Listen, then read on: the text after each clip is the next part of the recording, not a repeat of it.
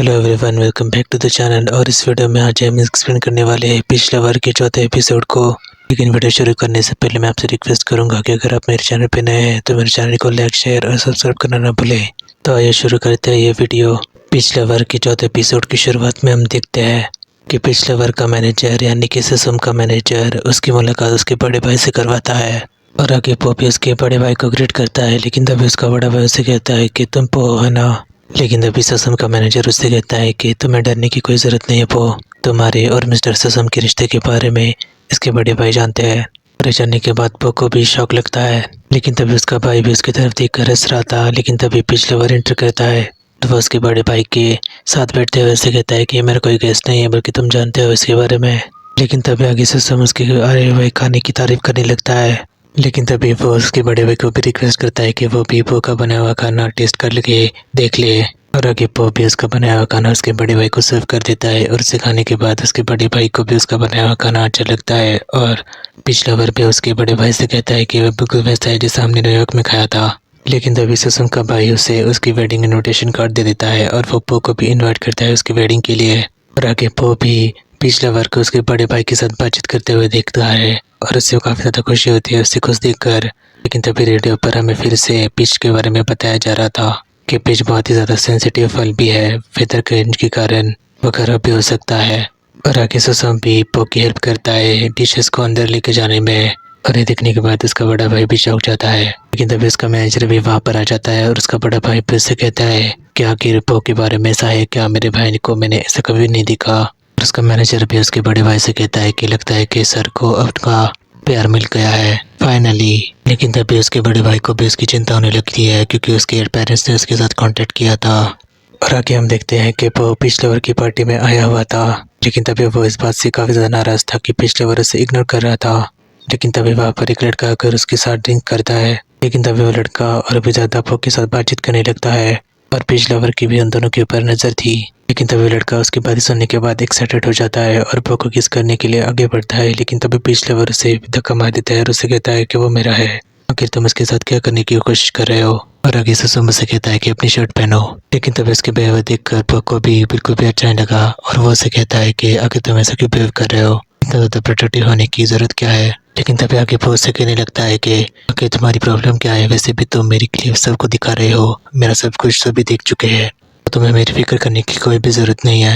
लेकिन तभी उसकी बात सुनने के बाद पिछले ओवर को भी उसके ऊपर गुस्सा आता है और वो उसे हाथ पकड़कर उसे अंदर लेकर आता है। और आगे वो पो से कहता है कि तुम्हें मेरे साथ ऐसे बात करने की कोई भी ज़रूरत नहीं है। लेकिन तभी उन दोनों की एक दूसरे के साथ आर्ग्यूमेंट होने लगती है। लेकिन तभी वो रुक जाता है और पिछले ओवर को किस करने लगता है और पिछले ओवर भी उसे किस करने लगता है। लेकिन तभी वो रुक जाता है और इसे देखते हुए अपने मन में ही कहता है कि शायद मुझे यही चाहिए था, इसकी वजह से मैं गुस्सा था। और वह फिर से ससम को किस करने लगता है।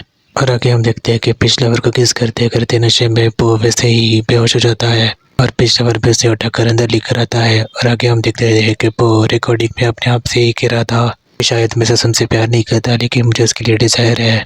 और आगे वो ये कहता है कि मुझे नहीं पता कि मेरे साथ क्या हो रहा है, मुझे देखना पड़ेगा। और आगे हम देखते हैं कि करने के बाद पिछले ओवर और पो सो रहे थे। लेकिन तभी पिछले ओवर को यानी कि ससम को उसके एक्स बॉयफ्रेंड की याद आने लगती है और वह उसके बारे में ही सोच रहा था सोते हुए कि कैसे उसने उसे कहा था कि वो उससे दूर जा रहा है जहाँ पर कोई भी उसे देख ना पाए। लेकिन तभी ससम उसके रोकने की कोशिश भी कर रहा था। लेकिन तभी उसका एक्स बॉयफ्रेंड उससे गुस्सा करके वहाँ से चला जाता है उसके साथ ब्रेकअप करके। और उसी के बारे में उसे सपना आया था और वो डरी हुई हालत में उठ जाता है और पो की तरफ देखता है। और आगे पो भी उठकर उसे किस करता है और आगे पिछले बार भी उसके बारे में सोचता रहता है। और आगे वो पो की तरफ स्माइल करके देखने के बाद उसके बालों में अपना हाथ से रहने लगता है और वैसे भी पो सो जाता है उसकी बाहों में। और आगे हमें फिर से पिच फल के बारे में बताया जाता है कि वो बहुत सारी कल्चर्स में सेक्सुअल डिजायर के लिए यूज होता है, जिसकी वजह से बहुत सारे पेंटर्स भी उसकी पेंटिंग बनाते हैं। और उसका कनेक्शन फिर से पिछले बार और पो के कैरेक्टर को कैसे कनेक्टेड है ये दिखाया जाता है। और आगे हम देखते हैं कि अगली सुबह पो चाय पी रहा था, लेकिन तभी वहाँ पर ससम आ जाता है और उसे पीछे से पकड़ लेता है और पो से कहता है कि आज क्या है, तुम शूट पे नहीं जा रहे। और पिछले बार से कहता है कि नहीं, आज मेरा डे ऑफ है, लेकिन मुझे ऐसा लग रहा है कि आज रात बंद हुई। और आगे से समझ से कहता है कि मैं स्क्रिप्ट रेडी करूँगा या फिर तुम्हारे साथ वक्त बिताऊँगा। और उसकी बात सुनने के बाद ससम को भी देखते हुए पो हंसने लगता है और उससे कहता है कि जाओ जाकर नहा लो, मैं तुम्हारे लिए ब्रेकफास्ट तैयार करूँगा। लेकिन तभी ससम से कहता है कि हम साथ में ही करते हैं। लेकिन वो उससे कहता है कि नहीं, लेकिन तभी पो आगे उससे कहता है कि हम जब भी एक साथ शॉवर करते हैं तो वो कुछ और ही चीज़ों में बदल जाता है क्योंकि तुम पहले शुरुआत कर देते हो। लेकिन तभी पिछला बार उसे रिक्वेस्ट करते रहता है कि प्लीज़ मेरे साथ शॉवर कर लो। और आगे हम देखते हैं कि वो सभी अपना अपना काम कर रहे थे और पिछला बार भी अपनी स्क्रिप्ट रीड कर रहा था। लेकिन तभी पो उसको देखते हुए कहता है कि मैं जब भी उसके साथ समय बिताता हूँ उसके साथ मुझे शक होने लगता है और कल रात की पार्टी के बाद तो और मिल जा रहा मेरे मन से। लेकिन तभी उसे देखते हुए पो को नहीं फील होता है और वो अपने नीचे हाथ लगाने लगता है। लेकिन तभी वो उसे कहता है कि हम शूट कब स्टार्ट करने वाले हैं। उसे समझ से कहता है कि मेरा प्रोजेक्ट खत्म होने के बाद करेंगे। और आगे पो भी उसे कहता है कि तुम कैसी स्क्रिप्ट पढ़ रहे हो और कसम से बताने लगता है कि ये कन्फेशन सीन है। और आगे वो उसको लाइन पढ़ाने हुए लगता है और उसे कहता है कि प्लीज़ मेरी हेल्प कर दो। और आगे से समझ के नीचे हाथ लगाने लगता है और इसके साथ लाइन दोहराने लगता है उसकी स्क्रिप्ट की।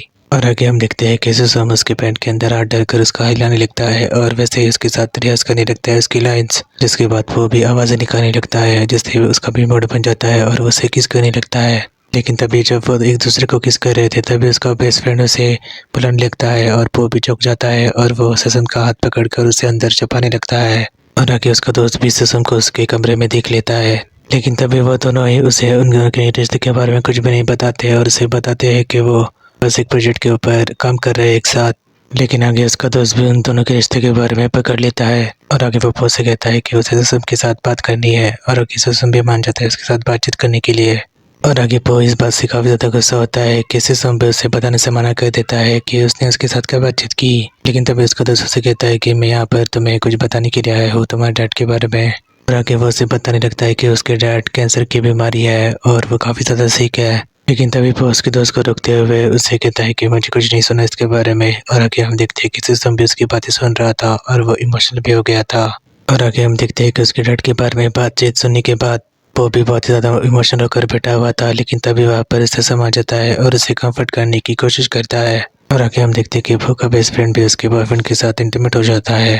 और आगे हम देखते हैं वो इस बात से परेशान था कि उसके डैड की सिचुएशन के साथ क्या किया जाए। लेकिन तभी वो ससम की मदद लेता है और ससम भी उसे समझाता है कि भले ही तुम्हारे डैड बुरे इंसान है लेकिन तुम बुरे इंसान नहीं हो और उनके आखिरी वक्त में तुम अगर उन्हें देखना चाहते हो तो जाओ वरना तुम्हारे दिल पर इसका असर पड़ेगा। और वो भी उसे कहता है कि थैंक यू मेरे इंजन को ठीक करने के लिए। और वो ससम को किस कर देता है और उसकी तरफ देखता रहता है। और आगे हम देखते हैं कि वो ससम के साथ बातचीत कर रहा था क्योंकि वो 2 दिन से शूट पर था। लेकिन तभी वहाँ पर कुछ आदमी आ जाते हैं जो उसे लेने के लिए आए थे क्योंकि वो उसके डैड के साथ नहीं मिल रहा था। लेकिन तभी उन्हें देखने के बाद फिर से उसे उसकी माँ की याद आती है और उसकी माँ की यादों में वो खो जाता है और फिर से ड्रॉ करने लगता है।